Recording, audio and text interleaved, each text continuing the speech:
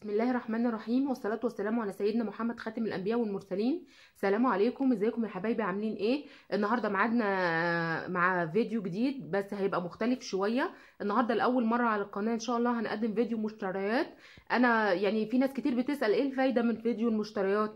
في الحقيقة يعني انا شايفة ان الفايدة ان في حبايبي كتير اللي دخلوا على فيديو الوكالة سألوني ايه المشتريات اللي انت جبتيها. طب احنا عايزين نشوف الحاجة بشكل عملي. احنا اول ناس كنا لينا الحمد لله سبق في نزول للوكاله والتصوير من جوه الوكاله. صورنا استندات، صورنا محلات، جبنا المكان ازاي بيتراح، كل حاجه الحمد لله. اتمنى ان شاء الله ان الفيديو اللي فات يكون نال اعجابكم. ان شاء الله الفيديو ده ان شاء الله يعني يلاقي استحسان عند حضراتكم. هنقدم النهارده حاجات كتير من اللي احنا اشتريناها من الوكاله. انا صورتها في الفيديو اللي فات، هتشوفوها معايا دلوقتي، وهتشوفوا حاجات تانية برضو، هتشوفوا الاسعار، هتشوفوا ازاي انا بعرف مثلا انقي الحاجه من غير ما تكون مثلا فيها نتش حاجه كده. اللي موجود هناك هتلاقوا حاجات جديده، حاجات استعمال نظيف اوروبي. الحاجات كلها يعني اكتر الحاجات اللي هناك براندات.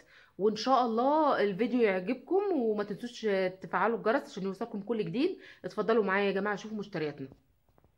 وده اول حاجه انا جبتها من هناك من الوكاله. الجاكيت ده جبته لبنتي.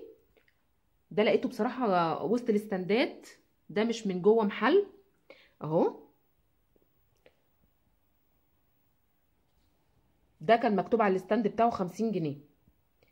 في الحقيقة في حاجات بنلاقيها لقطة كده بتبقى جميلة اهو.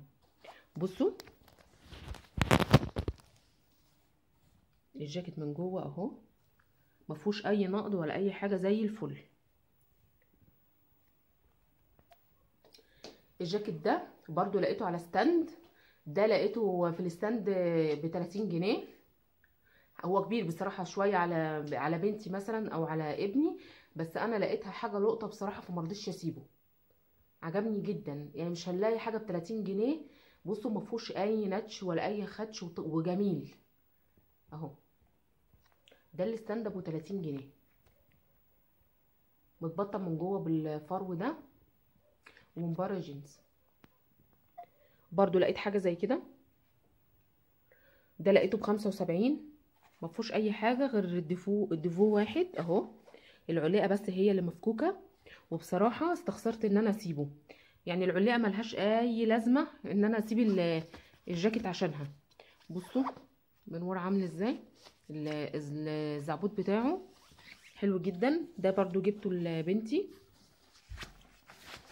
بصوا من جوه متبطن ازاي اهو، جميل جدا. 75 جنيه، ومش عشان ديفو اللي هو العلاقه مثلا هسيبه، بصراحه خساره جدا، خساره. دي حاجات بتبقى لقطه كده، الواحد ما بيصدق يلاقي حاجه زي كده. برضو الجاكيت ده لقيته ده ماركة ميكس. ده لقيته ماركة يعني، برضو حلو وجميل وعجبني بصراحة، جبته برضو. ده برضو من الحاجات اللي هي ب75 جنيه اهو.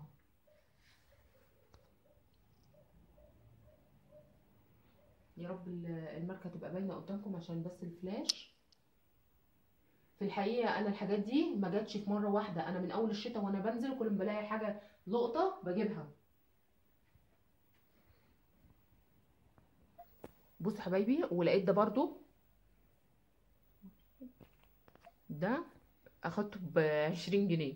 مرضتش افصل صراحه اكتر من كده، لقيته حلو وعجبني وهو جميل بصراحه. والبروفل ده انا جايباه من الستاند ابو 20 جنيه، وهتلاقوه في الفيديو عندكم بتاع الوكاله اللي هو من جوه الوكاله، هتلاقوه من الستاند ابو 20 جنيه. البروفل ده برضو لقيته بس في الستاند اللي هو الحاجات ام ستينات. هنلاقي بقى بعد كده حاجات 60. اقصى حاجه اقصى بلوفر لقيته هناك كان 75 جنيه. هنشوفهم كلهم مع بعض دلوقتي. برضو البلوفر ده اهو. طبعا انا عملت ستاند هنا عشان اوريكم الحاجه، عشان الحاجه تبقى واضحه شويه، لاني انا صورت طبعا انتوا عارفين في الفيديو اللي فات، بس كنت حابه اوريكم برضو الحاجات اللي انا اشتريتها لان حبايبي طلبوها مني. ده برضو من الستاند ال20 اهو. البلوفر ده برضو من الحاجات، ده تقريبا كان ب75. ده بكام؟ ب75. ده ب60. معلش اصل جوزي هو اللي فاكر الاسعار. ده ب60، هو اللي بيقول لي بصراحه على السعر. وبرده للتاكيد على الاسعار كله موجود في الفيديو اللي احنا جوه الوكاله فيه. بس البلوفر ده جميل عجبني جدا، بصوا شكله شياكه خالص. اتفضلوا معانا. ده برضو رهيب جدا اهو، ده الوحيد اللي ب75، لان التاني جوزي قال لي ان هو ب65، ب65 ولا ب60. ده الوحيد اللي ب75 بس رهيب هو. واللي فات اللي هو الكحلي ده اهو، ده ب60 وجبنا منه 2، الاسود ده والكحلي. بس كفايه عليكم الاسود عشان ما اطولش عليكم. ده بقى اللي رهيب جدا، ده قعدت افاصل مع الراجل لما نحلت وبره، اخدته ب 350 جنيه. ده لو اتجاب من سيتي ستار او اي حته جوزي بيقول لي مش اقل من 1500 جنيه، واللي عايز يروح ياخدني معاه وانا هفاصل. ما تقلقوش، ناس كويسين قوي هناك وتعاملاتهم حلوه جدا، ومش عايزه اقول لكم اهو روعه.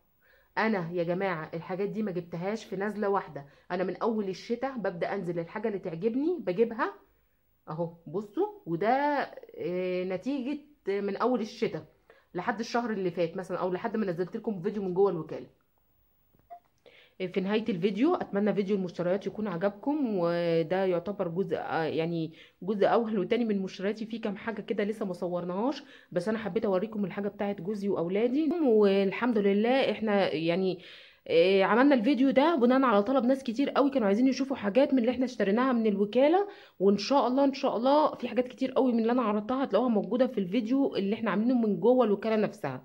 ما تنسوش تفعلوا الجرس لو عجبكم الفيديو. اتمنى ان شاء الله اكون عند حسن ظن حضراتكم. ما تنسوش لايك عشان الفيديو يوصل لاكبر عدد من الناس والناس تستفيد. والسلام عليكم ورحمه الله وبركاته.